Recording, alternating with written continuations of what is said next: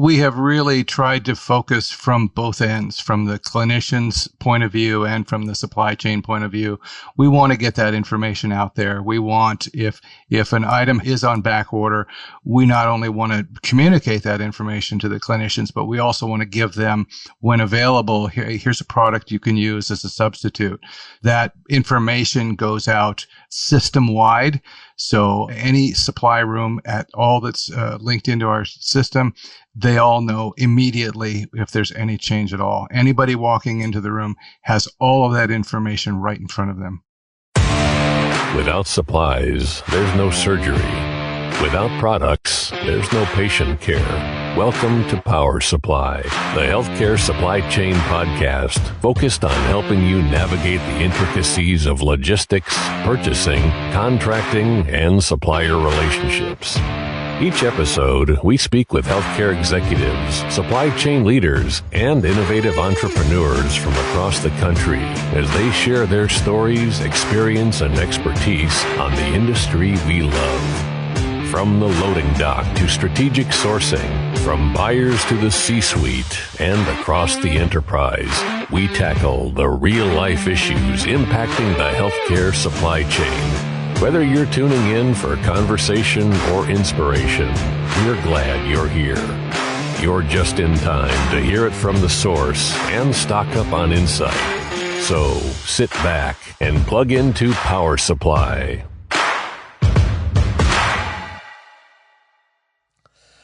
On this episode of Power Supply, I speak with Lana Makhanik, Chief Operating Officer, and Guy Russell, Director of New Product Development at VueMed. You might remember Guy. He was just on the show with Alex Vandenbroek, who is a Supply Chain Operations Manager at Multicare Health System. They were talking about solving a problem for Multicare, and now today we're going to dive deeper into the features and benefits of VueMed's VueStat ESL solution. ESL stands for electronic shelf label, but it's much more than that, and it is going to save you time, energy, and build trust and transparency with your clinicians. All that and more. Stay with me. I'm going to be right back with Lana and Guy after a short break.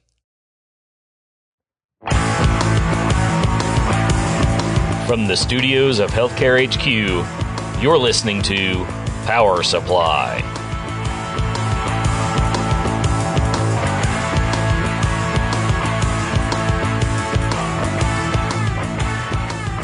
I have the pleasure of speaking once again with Lana Makhanik, COO, and Guy Russell, Director of New Product Development at VueMed, and we're going to be highlighting the VueStat ESL solution today. It's been very transformative, and actually, Guy, you were on our podcast with Alex from Multicare, who's actually used your technology to solve some problems. So I just want to shout that out right off the bat and tell everybody, if you didn't listen to Monday's episode yet, but you're tuning in for this excellent one, certainly go back and check that out. We'll mention it probably throughout the interview, but it's great to have you both back. And Lana, you've been a guest as well. So welcome to Power Supply, both of you. Thank you. Thanks for having us. So maybe first, Lana, you can talk more about the company. I mean, we have definitely introduced VueMed to our audience in the past, but just in case this is the first episode anybody is caught, I think it would be great for you to just maybe provide some demographics. And specifically, I know we're going to highlight VueStat. So let's make sure everybody knows what VueMed does and then what is VueStat. Sounds great. Thanks a lot, Justin. I appreciate it. And thanks everybody for joining us here today. So VueMed is a healthcare technology company focused on providing a variety of different solutions where supply chain meets clinical needs, right? And clinical operations. Whatever the clinicians need to be able to serve their patients in the most effective, efficient, and cost-effective manner. And we've been doing this since 2008. We have a number of different customers ranging from large multi-site IDNs or hospital systems to individual office-based labs using a variety of our products, sometimes in the procedural areas, dealing with inventory management, sometimes in ensuring supply, implant, filling data capture. So it depends on their needs. We serve a variety of those kinds of solutions. And so what is VueStat exactly? Like if you were to say, hey, this is what VueStat is, and this is what it's replacing. How would you kind of tell that story so as we tee up the conversation today, people have a general idea of what we're describing? Yeah, absolutely. That's a great place to start. So in today's environment, as you were well aware of and very familiar with, when you walk into the healthcare facility, you are dealing with hundreds and hundreds of bins in any given supply location, or sometimes in the procedure rooms themselves. And you're dealing with hundreds, if not thousands, of those kinds of storage rooms, right, across the facility, across multiple facilities in any given health system. So imagine every one of those bins, and you don't even have to imagine, at every one of those bins, every one of those items on the shelves has some kind of a paper label, right, that tells the user and tells the inventory coordinator or supply chain person responsible for that location, what is this item? What are the right par levels for this item? Perhaps sometimes they may have a little QR barcode that connects to an item number for that in the ERP system for that item. So you're talking about hundreds of thousands of paper labels, right, across the system. And ever since COVID happened, we've had a whole bunch of supply chain issues that healthcare supply chain has experienced. So this has been things like back orders, recalls, constant substitutions, right? Those things used to be kind of happening every once in a while before COVID. It wasn't no big deal. It was exceptions. These days, and ever since COVID, it's become more or less the norm. So on a daily basis, everybody knows they're constantly chasing up their things on order. They're constantly chasing up, this is now on back order and we need to find substitutions. Multiple different contracts have to be in place, or contracts have to be adjusted or renewed or changed as a result of all of those issues. So what that means is that when it comes to that last mile of that paper label and that little item on the bin or shelf, that has to be changed. Right. So now we're talking about, this item is no longer available. And we need to tell the user what is available, if we even know that. Right. Or this item is on back order. How do we let the clinician know that it's on back order? And clinician walks in the room, I don't have my stuff. Right. There's multiple phone calls that are being made and everybody's running around trying to react to the situation. Right. So that's really kind of the current situation that a lot of healthcare systems are experiencing in just a simple matter of dealing with identifying the item and identifying the status of the item across all of these different places where the item may exist.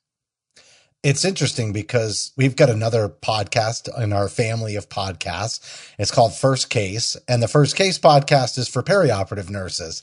And I remember talking with our host, Melanie Perry, on that podcast, and she said prior to COVID, she didn't even really understand back order or know what a back order really was. I mean, I guess they sort of intuitively knew when there were stockouts that they might not have the item, but they weren't really familiar with the concept or how it happens. And now all of a sudden they're very well aware. But to your point, what they're not well aware of is when an item is on back order and how that might be impacting, their operations. And, Guy, we were talking with Alex on Monday's podcast, and I thought what was really also important to note was just the fact that there's a staffing shortage, and how many resources in those non-clinical settings or non-acute settings are being deployed to manage that communication and that inventory when in fact, there may be a better electronic solution. And Guy, I don't know if you want to kind of illuminate that too, because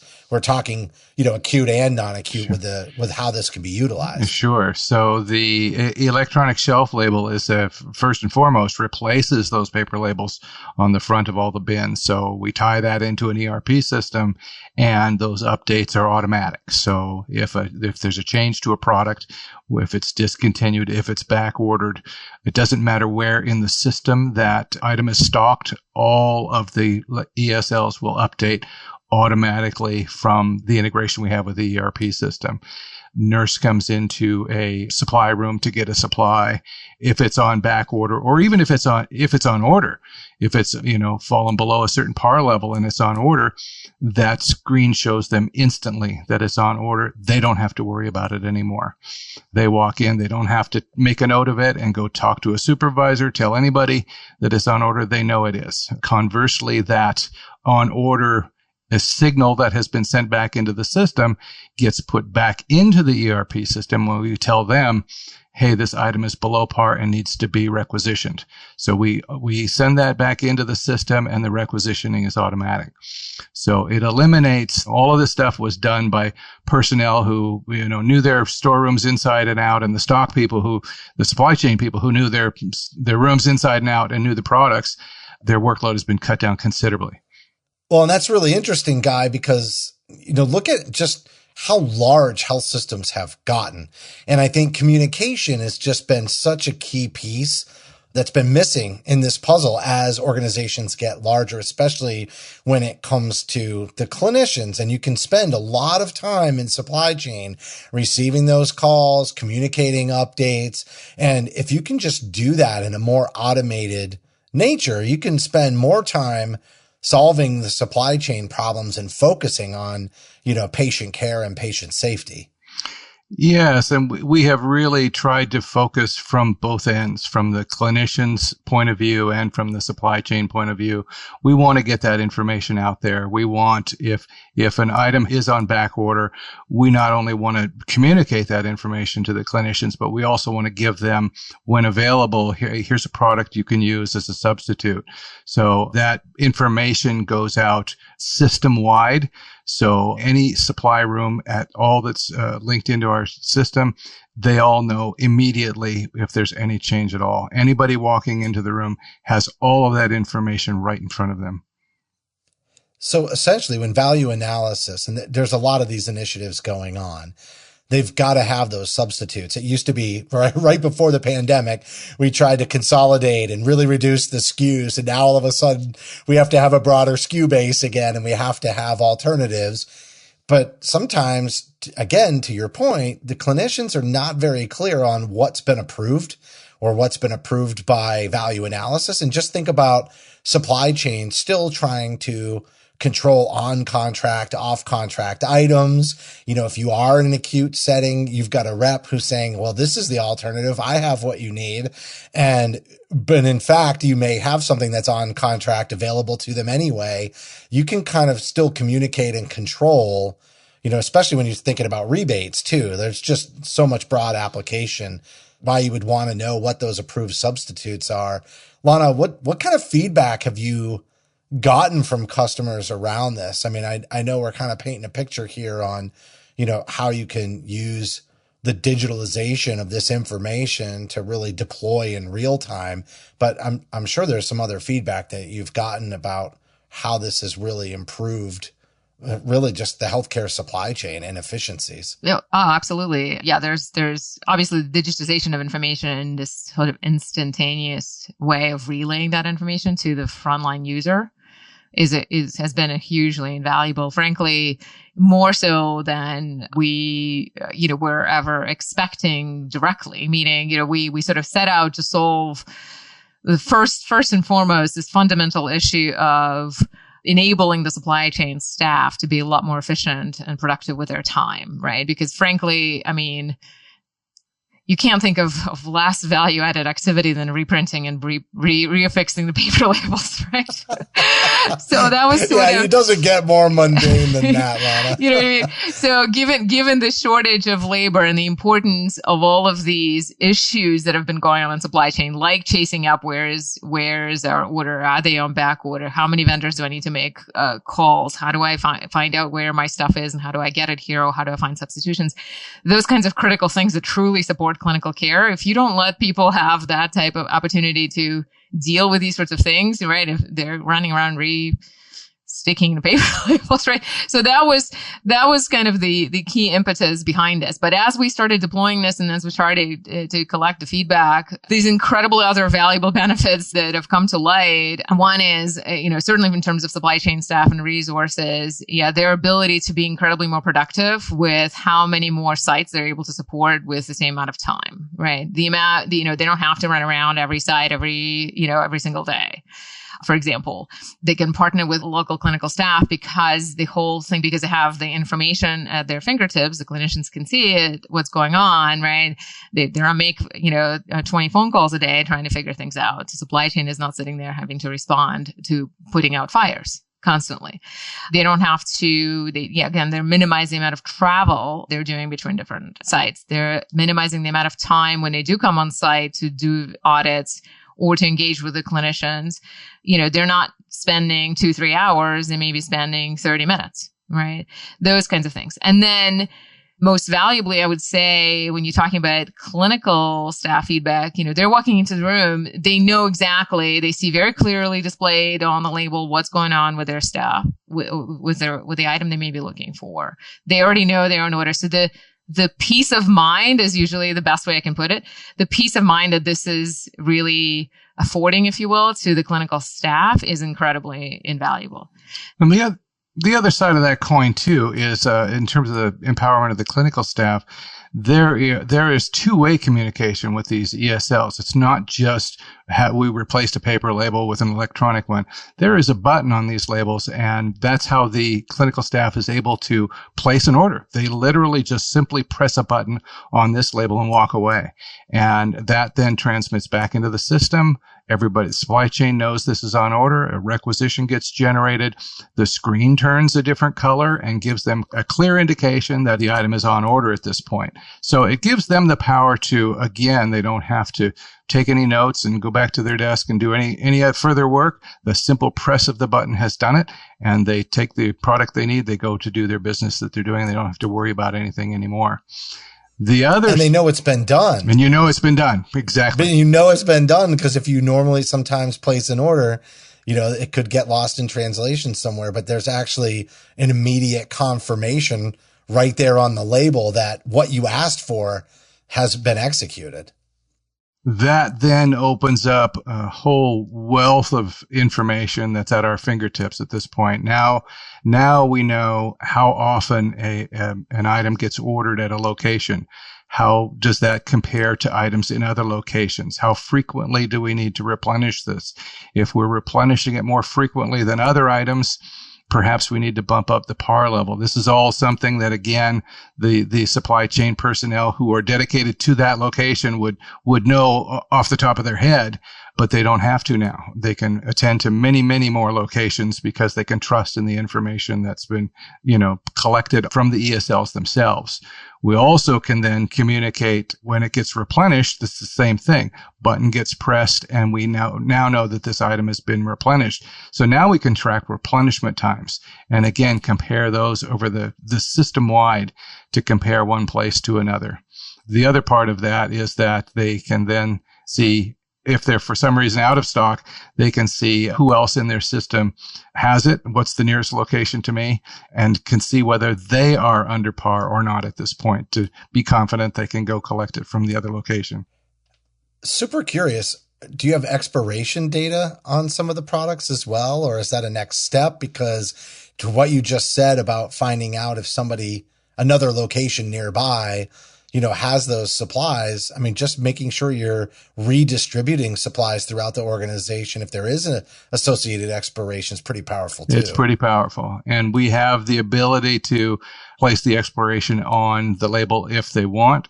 They don't have to. Most products will not have an expiration like you'll see with bags of saline. But if you do have an item that has an expiration, that can be added to that label and displayed again very clearly. Yes, good point. That's phenomenal. I was going to say the other thing we want to add in terms of all of those additional benefits for clinicians we've been talking about is, Guy, you have some stories and examples of the ESLs give you the ability to, each label can identify itself, right? So you have the ability to walk in the room and ask for an item, and the label will start blinking and say, here I am, right? I'm here. That's also been incredibly invaluable, especially when you're talking about a lot of the clinical staff that is travel based, right? They may be part of the same institution, organization. They may be contractors from the outside, right? They're walking into the facility. They don't know where everything is, right? It could be, 500 items in a small closet, right? So being able to identify what they're looking for has been incredibly invaluable. And not only to identify it by sort of an objective, like item number or just basic name, or like a glove or something like that. Nothing they can certainly identify it by something that generic, but we also give them the ability to incorporate their own kind of nicknames or terms for different items, so that one location may call it. Yeah, I'm exactly. very well aware of all the nicknames that we give instruments and supplies. Exactly.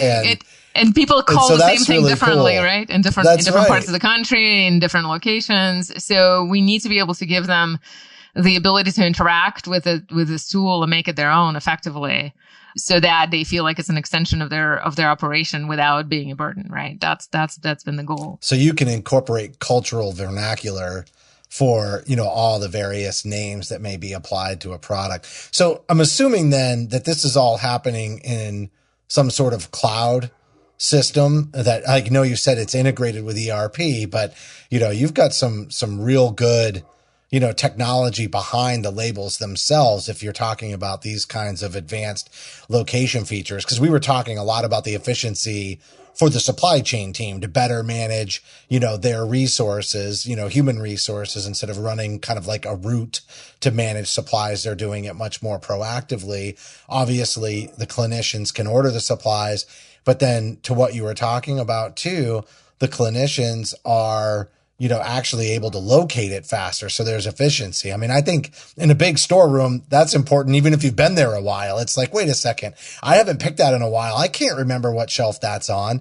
But then the obvious traveler scenario as well, or temp staff. We found that people, even if they were in the same location and they were very familiar with the storeroom, they were used to going to look for a certain packaging.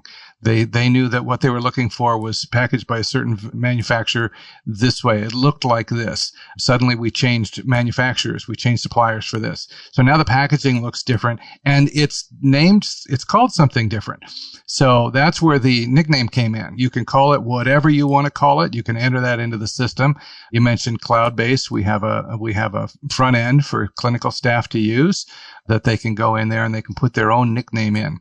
So if they travel from one location to another and they're completely unfamiliar with the layout of this facility, they can look it up and find out exactly where it is based on the nickname that they've assigned to it. It's not just a website that they can go and use as a tool, but we also have integrated into it voice command so that they can go in and just simply speak to the application and ask for the item that they want. They can see it on the screen. They can say, please flash. And there it is. It starts flashing in the room and they know where it is. I love the application of AI here. I mean, it seems like all very simple integrations of technology that when put together are really profound and transformative solutions. Extremely powerful. That's how it works, right? You're taking things that every piece of this has been proven in its own way, but you've got a unique application that's proven out quite transformationally. Again, I can't think of another word. It's really incredible. So what are people doing if they don't have this technology other than like, okay, there's the paper label thing, but has anybody else come up with these kinds of ideas? Like what else is out there? Because I got to think you're way ahead of the ballgame on this. We have seen other people simply use the ESLs as a substitute for the paper label, which in and of itself is something. You don't have to go print up a bunch of paper labels, then go back to the facility and, one by one find where each one of them goes. But we have seen where people just simply replace the paper label with an ESL, and that's the end of it. The only thing you did do something, but there is so much more richness that we can give to this application. And like you say, if we just think of ways to join various technologies into making this just a really powerful and fun application to use. And really being sort of, again, clinician centric. Right. That's been our goal, right? It's not just, a lot of the supply chain solutions over the years, as you probably well know, Justin, have been sort of more or less focused purely on sort of how do you sort of improve operations for the supply chain staff? The supply chain needs to know what to replenish in location A versus location B versus location C. So let's try to make that work, which is great. Of course, that's important. But I would argue, and I think a lot of people would argue, that supply chain work doesn't end by simply putting something in a location, right? You don't just wash your hands and walk away, right? Because at the end of the day, the reason you're putting something in there is because the clinician needs to be able to find it and use it and know its status and know when it's available and have the full confidence it's going to be there when it's needed. So I would argue the kind of automation that we're talking about is really what extends this all the way to the clinician and ultimately their needs, right? So that's been our focus. Well, the impact on supply chain is that clinicians can have confidence. It's almost like there's a technological solution here with trust built into the process. And we know how much time and energy has gone in over the years to build trust with clinicians. And another major challenge is you could have somebody who is managing that inventory, who is like, oh, when Johnny was here, we just had it all together. And then Johnny left and went off to do other things. And now the person that's in their place, I just don't have the same level of confidence. Whereas in this scenario, the technology itself makes sure that once that trust is established with the clinicians, that it's sustainable because they have an awareness that they've never had before with prior, kind of process models. Correct. For managing this inventory. Totally. And you're not, to your point, you're not in sort of a hit by the bus scenario, for lack of a better term, where it's like, we love Johnny, but God forbid Johnny's on vacation, right? And everything starts falling apart, right? We can't have that, anywhere, frankly, especially not in healthcare, right? It's certainly not a sustainable way of managing what's going on. And given the volatility of supply chain these days, and given the huge, it's always been strategically important. Now everybody, I think, finally recognizes how important it actually is and what impact it actually has. And more importantly, what impact it actually has on a frontline clinician. So we're simply just extending that and sort of making the natural transition or fit of this mentality to making sure that the solution truly serves the entire organization, right? Ultimately the patient, right? By putting this whole agency and data and transparency in the hands of everybody. And most importantly, the clinician. Well, you're really putting the view in VueMed and VueStat. When you're talking about transparency, you're giving everybody the ability to view what is happening with their inventory across large organizations, different product lines.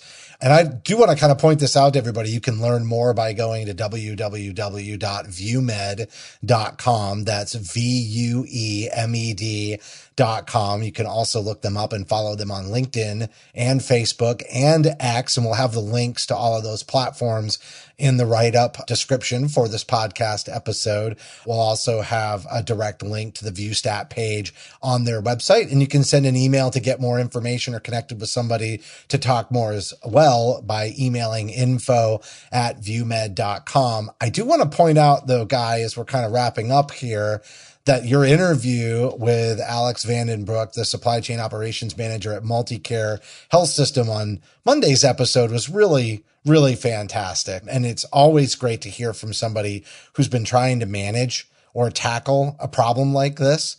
And as you mentioned, I think it was, born out of a lot of initiatives following the pandemic is how are we going to handle this? So, Guy, I don't know if you want to, highlight a couple of key points from that episode, but it really was fantastic. Well, Alex was really up against it because she needed to, their organization was expanding rapidly. It is expanding rapidly and geographically across the entire state of Washington.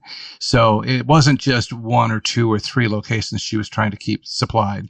It was many, many. And she realized right away, this is not sustainable. We cannot simply just throw more people at this.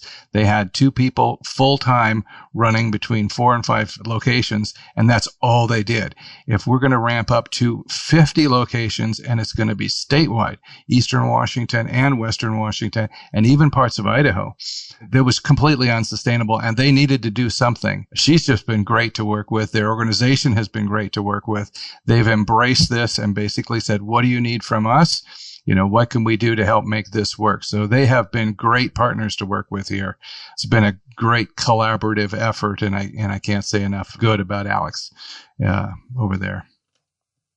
Well, lots of details in the podcast from Monday. So again, if you're listening to this episode and you haven't listened to that one, they really go hand in hand. And Lana, by the time this releases, we'll only be about a month away from ARM, and you all are going to be in the exhibit hall demoing this solution in your booth. So I really want to encourage everybody to come by and connect with you all. But can they reach out to you ahead of time to kind of say, hey, I'm going to stop by, be ready for me? Or maybe even carve off coffee or something outside of the exhibit hall? Absolutely. We'd love to hear from folks interested in this type of a solution for their organizations, of course. And we will be at ARM booth 822, I believe. That's where we'll be. So if anybody's coming by, please stop by and see us for sure. And definitely reach out before that if you're able. I'd love to hear from you. All right. Well, thank you both for coming on the show. I'll start with you, Guy. Any last thoughts before we wrap up? So yes, we had, just to give a story, in an illustration of how this worked and how we are trying to give the power to the clinicians. When we were setting this up, in the very first room we set it up in, we had a clinician come in and they were hemming and hawing. They were spending a lot of time in there, and we asked them, hey, are you looking for something? Yes, I'm looking for this piece that goes on to the end of this catheter assembly that I have, and I don't understand why it's not here. All of the catheter supplies are in this one location. I just cannot find it.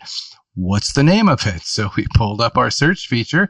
We looked it up and we said, okay, I see it. Is that it? Yes, it is. Flash.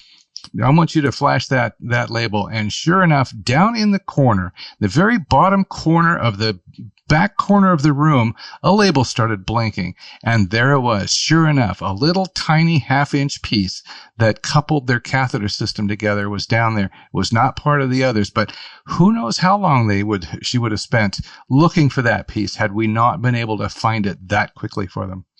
So it's things like that that are so fun for us to see the joy on the clinicians' faces when we're in the middle of setting this up and demonstrating to them how it works. It's been very, very satisfying.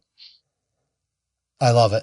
Supply chains performing strategically and clinicians performing at the top of their practice. Exactly. That's what it's all about. Precisely. You both did a wonderful job today. Thank you, Justin. Appreciate it. Thanks for having us again. Yes.